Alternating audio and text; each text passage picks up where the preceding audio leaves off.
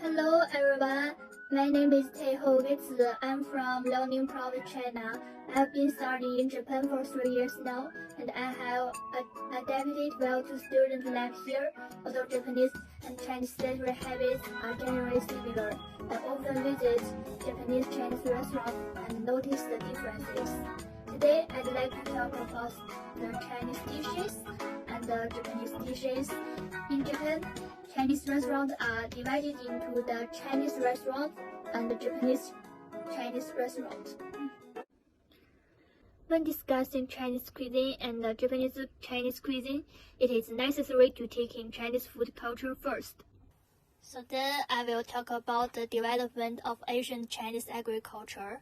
It is closely tied to the country's culinary culture, with agricultural progress directly influencing dietary practices, food structures, and the formation of eating habits. Here are some key points: cereal culture, agriculture technology, seasonal eating, and seasonal food. Then first, it is about the cereal culture. Staple food in ancient China was primarily grains such as rice, wheat, and millet.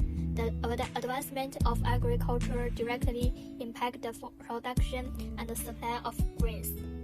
The abundant production of cereals made a foundation for Chinese cereal culture and allowed for greater dietary diversity. So next is about the agricultural technology. The agricultural technology and the culinary diversity advances in agricultural technology brought about a wider variety of agricultural products, including vegetables, fruits, and livestock. Because the agricultural diversity increases, dietary practices become more diverse, contributing to rich culinary culture. And then the seasonal eating. Because the seasonal nature of agriculture, theirs was influenced by seasonal changes. Traditional Chinese 24 solar terms are closely related to the agricultural seasons, with people choosing different ingredients based on the season, resulting in a seasonal culinary culture. Then, the dietary habits and seasonal food.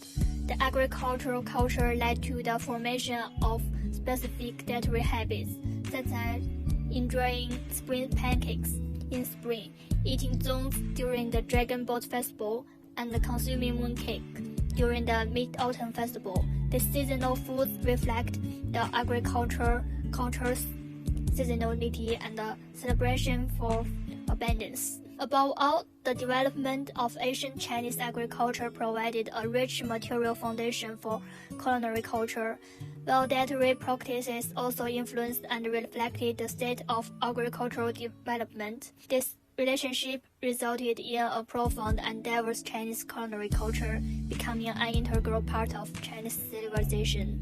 Then the most influential and the representative regional culinary styles in China widely acknowledged by society include Shandong, Sichuan, Jiangsu, Guangdong, Fujian, Zhejiang, Hunan, Anhui, and others. These are commonly referred to as the 8 great culinary traditions in China. Among them, the culinary traditions of Shandong, Sichuan, Jiangsu, and Guangdong have a long history. Later, the culinary traditions of Zhejiang, Fujian, Hunan, Anhui, and other regions also gained recognition, forming what is commonly known as the 8 great culinary traditions of China. After introducing the development of the Chinese local cuisine, let's explore how the Chinese local cuisine has its way to the world. Chinese cuisine is generally believed to have first been introduced to Japan in Nagasaki during the Edo period. At the beginning, it mainly consisted of table dish cuisine, which focused on dim sum. Later, it became popularized through the promotion by Chinese residents in Nagasaki and was altered to suit Japanese taste. Gradually, it spread to cities like Kyoto, Osaka, and Tokyo. By the Taisho and Showa periods, Chinese cuisine began to become popularity as a common dish. One representative food item is the dumpling. It is said that the Japanese first tasted Chinese dumplings during the Edo period. but at that time, they were a delicacy and accessible to the common people. It wasn't until after World War II that dumplings became widely available to the general public.